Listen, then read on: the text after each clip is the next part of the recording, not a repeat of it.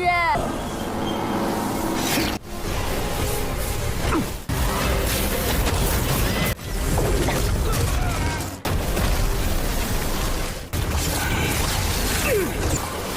击那祭坛，只让他再。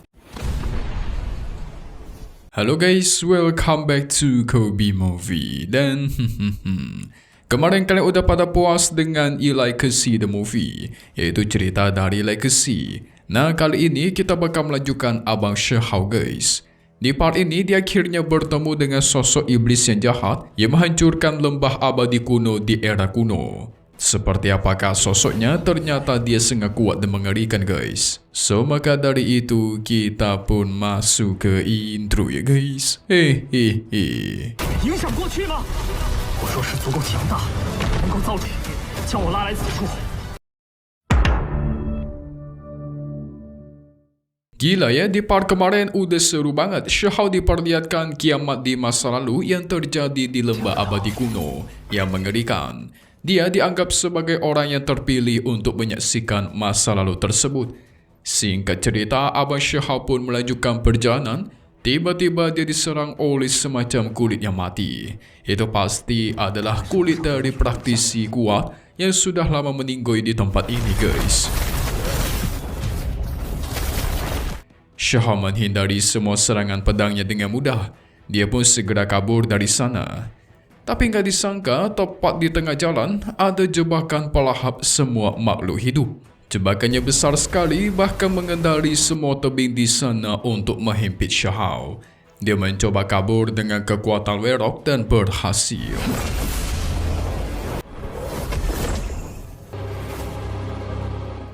Terlihat di bawahnya penuh dengan mayat tengkorak bekas orang-orang yang meninggal guys. Benar-benar wilayah tidak bertuan ini sangat berbahaya, penuh dengan jebakan dan serangan yang mematikan.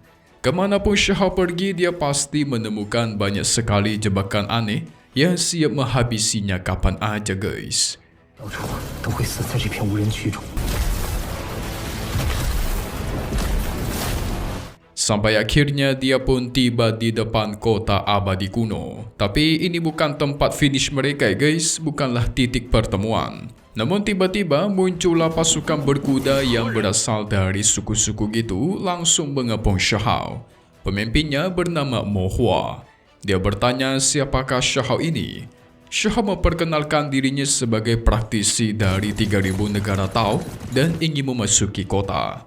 Tetapi mereka malah merespon dengan kemarahan guys. Ketika Xiahao melihat pupil dari mata mereka itu berwarna merah, sama seperti sosok iblis raksasa di atas langit yang membawa kiamat kepada lembah abadi era kuno. Dia menduga sepertinya sosok jahat itu sudah mempengaruhi orang-orang suku yang ada di sini. Gak ada pilihan, Xiahao harus menghabisi mereka. Ketika dihabisi, tubuh mereka secara otomatis membakar jiwanya guys. Supaya Xiahao tidak bisa menelusuri lautan kesadaran dan mencari informasi. Pintar juga ya.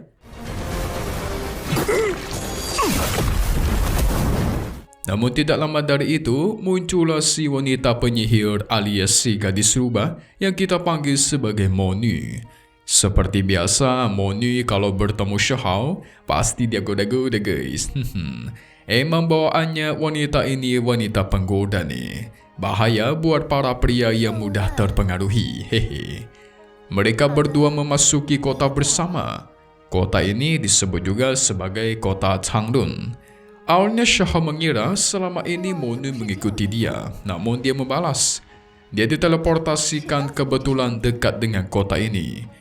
Jadi bisa dibilang dia cukup beruntung tanpa harus melewati berbagai rintangan hidup dan mati seperti yang Xiahao lewati tadi. Sedikit informasi, kota Changyun ini merupakan salah satu kota yang ada di wilayah tidak bertuan.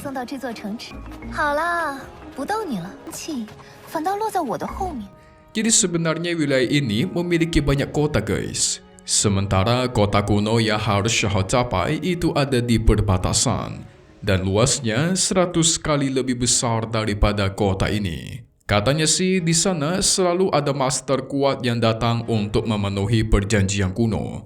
Namun tiba-tiba tuar. Muncullah susunan teleportasi yang besar. Semua orang segera masuk ke saluran itu. Mereka pun dikirim ke tempat yang cukup aneh. Dan di sana ternyata ada sang kuda cilin. Kuda cilin kecil guys. Itu adalah si kuda cilin yang dia temui di era kuno. Loh, kok ada di sini? Kalau kalian ingat, ketika perang besar melawan iblis langit, kuda cilin ini masuk ke dalam ruang hampa dan menghilang guys. Shao masih tidak paham akan apa yang terjadi. Tetapi yang pasti, dia tidak akan membiarkan Ning Chuan mendapatkan sang kuda cilin. Soalnya kita tahu kekuatan utama Ning Chuan itu adalah garis keturunan cilin. Kalau dia sampai mendapatkan kuda ini, otomatis dia bakal semakin overpower guys. Kuda cilin merasa cukup familiar dengan mukanya Shao. Segera dia masukkan Shao ke dalam lautan kesadaran. Shao mengatakan mereka bertemu belum lama ini. Si kuda tentu tidak percaya. Karena dia udah tertidur selama ribuan tahun. Jadi nggak mungkin pernah bertemu dengan dirinya. Shao menceritakan pertemuan mereka di lembah abadi kuno. Barulah sang kuda bisa mengingat itu semua guys. Dia langsung menangis sedih bukan main. Karena sudah menunggu begitu lama ribuan tahun. Dalam tidurnya dia terus membayangkan tidak tahu harus menunggu sampai kapan.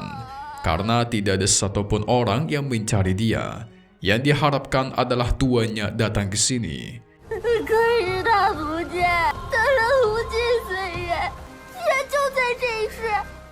Shao pun mengajak dia pergi untuk balas dendam. Tetapi kuda cilin tidak mau. Karena dia ingin menunggu tuannya muncul lagi. Tuannya adalah si wanita kecil yang meninggoy dalam perperangan kemarin guys. Si kuda percaya tuannya bakal muncul nanti. Tetapi sayang sekali, walaupun Shao sudah mengatakan dia tidak akan muncul, sang kuda cilin tidak mau percaya guys. Alasan si kuda bisa selamat ketika dia terkena serangan di perang besar, dia memasuki sebuah ruang hampa. Dan setelah itu dia memasuki tidur abadi sampai ribuan tahun. Baru-baru ini baru terbangun dia guys. Dia akan terus menunggu tuannya dengan cara bersembunyi menggunakan teknik kuno. Jadi dia pastikan tidak ada orang yang bisa menemukannya kecuali tuannya. Sedih banget. Kesetiaannya kepada sang tuannya itu sangat luar biasa guys. Ketika sang kuda cilin menghilang, Moni melihat ekspresi Shao yang sangat sedih. Ada apa dengan dirimu? Shao tidak pengen menjawab. Lebih baik kita pergi ke perbatasan dan menemukan kota kuno. Singkat cerita, mereka sampai ke sebuah kuil kuno. Lagi-lagi muncullah pasukan berkuda yang mencegat mereka guys. Ternyata mereka terus mengejar Shao sampai ke sini. Gara-gara dia menghabisi anggota klannya tadi. Ditambah Shao masuk ke area telaran tempat mereka. Shao kita tidak peduli, dia menunjukkan kekuatan hukum gunturnya supaya mereka mundur. Sang pemimpin memperingatkan agar jangan banyak bertingkah atau kau akan mati. Ya, coba saja balas Shao kita dengan santai. Si pemimpin merapalkan mantra jahat bersama dengan para pasukannya. Darah diteteskan ke tanah sebagai ritual pemanggilan sosok tuan besar mereka. Kami mungkin tidak bisa mengalahkanmu, tapi tidak dengan tuan kami. Kuil kuno di sana pun hancur dan tua. Muncul sebuah altar ruang dan waktu berwarna merah guys. Tampaknya ini sangat berbahaya. Karena mereka memiliki niatan memanggil makhluk kuat dari wilayah lain. Dan benar aja guys. Ternyata yang mereka panggil itu adalah sosok iblis dari era kuno yang menciptakan perang besar di lembah abadi kuno.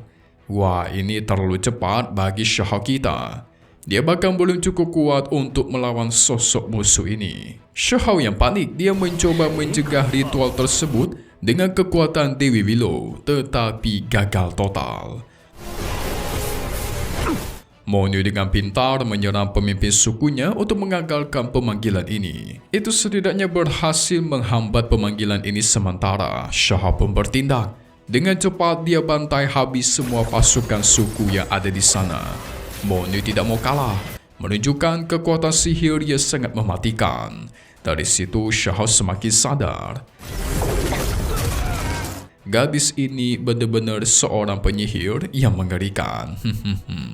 Gak heran nih guys, Shao saja sudah beberapa kali ditipu sama dia ketika di zaman dulu, terutama pas di alam bawah. Tapi darah dari para musuh yang meninggoy itu malah mempercepat pembukaan gerbang pemanggilan.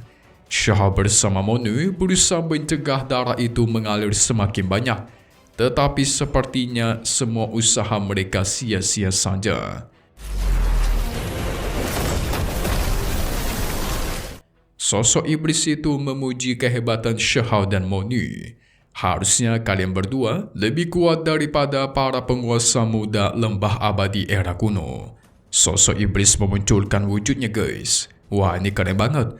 Dia disebut juga sebagai reinkarnasi Kemu. Di sini dia bisa merubah para mayat di sana menjadi tubuh seperti miliknya. Shao tanpa basa-basi melancarkan serangan kekuatan pengorbanan suci, membuat Kemu langsung tertarik. Monu sibuk mengikat para mayat yang dia hidupkan, sementara Shao melawan langsung tubuh utamanya Kemu.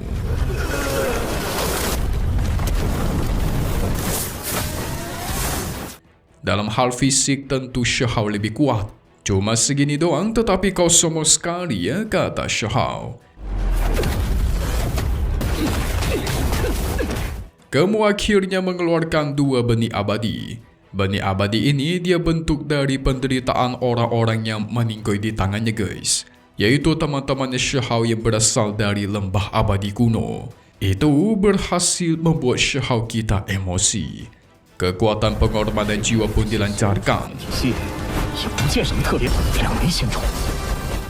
Dikombokan dengan kekuatan sang Dewi Lo dan Tuar. Kemu berhasil dia lukai. Sebenarnya sosok Kemu ini bukanlah tubuh asli dia guys. Bisa kita bilang ini hanyalah sedikit kekuatan dan semangat juangnya. Kalau tubuh asliku datang, kalian semua hanya seperti anjing di bawah kakiku, kata Kemu. Dia memperbesar altar formasi di sana dengan kekuatannya. Tentu tidak Shao biarkan begitu saja dong. Adu kekuatan terjadi. Sementara di satu sisi Monu melancarkan kekuatan sihirnya menghancurkan altar di sana. Mantap.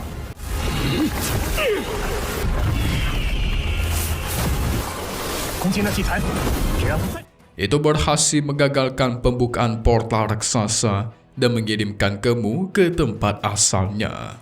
Sebelum menghilang, dia pastikan di masa depan kalian tidak akan bisa lolos dari genggamanku. Dan ternyata guys, altar yang mereka hancurkan cumalah altar kecilnya doang. Seluruh bukit di sana sudah menjadi bagian formasi untuk mengaktifkan altar formasi raksasa. Wah, ternyata belum selesai masalahnya. Apakah Shao dan Monu akan mengalahkan sosok Kemu yang muncul di masa depan? Dia sudah menghabiskan ribuan tahun untuk kembali muncul ke permukaan dan menghancurkan lembah abadi kuno. Nah, ada satu info menarik yang harus kalian ketahui. Secara kekuatan, kalau menurut Mimin, Shao belum cukup untuk melawan sosok Kemu yang asli. Buktinya aja Master Cakram 6 Reinkarnasi dan Wukong itu nggak mampu melawannya guys. Untuk sekarang mungkin Shao nggak mampu melawan dia, kecuali ada sebuah kekuatan tambahan yang membantu dia, seperti contohnya si wanita penyihir Monu.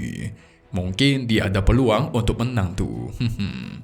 Kita lihat spoiler untuk part 212 Perfect World yang bakal rilis lagi di minggu depan ya guys. Oke, episode 214 kita semua bakal melihat kekuatan Kemu bakalan muncul lagi untuk melawan mereka berdua. Entah gimana caranya Shao bersama Monu bisa lolos dari tempat itu. Mereka melihat ada satu sosok misterius yang sangat kuat dan tidak terlihat mukanya. Dia memegang 3 benih abadi di tangannya. Jangan-jangan itu adalah Kemu guys, atau mungkin temannya. Shao pun kabur bersama dengan Monu dan menemukan sebuah telur burung yang besar. Mimin curiga itu adalah telur burung Phoenix karena memiliki lambang kekuatan Phoenix di sana. Yang uniknya adalah Shao bakal bertemu dengan orang-orang sombong di kota kuno perbatasan guys. Di sana sudah ada teman-temannya Dan akhirnya Shihao kita akan bertarung melawan si sosok sombong yang katanya jenius. Kenapa mereka mencari masalah dengan Lord kita ya? Emang para kerocong gak pernah kapok minta dihabisi sama Lord Shihao. Kita tunggu lagi di part 212 One Message Perfect World. Dunia yang sempurna dan satu hal yang pasti cuma di sini guys. Kobe Movie. Thank you buat kalian semua nonton dan support channel Mimin. Semoga kalian semua sehat selalu. Memang pamit undur diri dulu. Kita bakal ketemu lagi di video-video selanjutnya. Oke kalau gitu, see you guys.